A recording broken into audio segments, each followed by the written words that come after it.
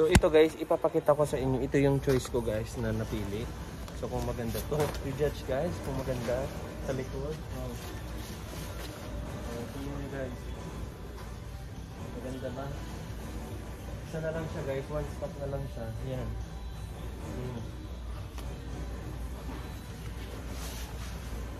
Nalagyan ko siya ng ano. Di ba? Maganda na siya oh. So pwede na ito pang travel. So cute.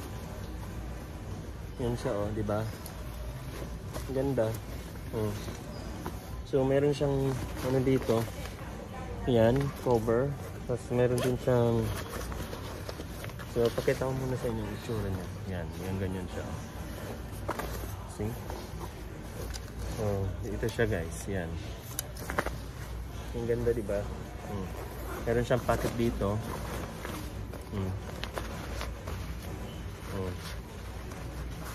Small lang siya, medium. Pero maganda ang, hindi siya masyadong bulky. Dinagayan ko lang ng plastic. Meron siya dito. Yan. Meron pa siya dito. Yan. Tapos ito. Bag. And sa likod, ito yung likod niya. Yan. Pwede nyo siyang ipasok dito guys. Yan. Yan na siya. Yan.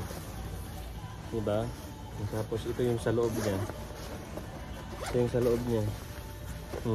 Ay, pwede mo siyang lagyan ng iPad or anything. See? Inside. Oh. Nilagyan ko lang ng sample para bumigat.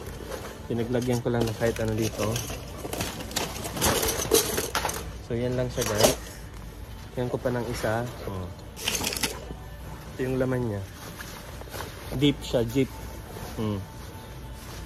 So, that's the only one. That's last stock.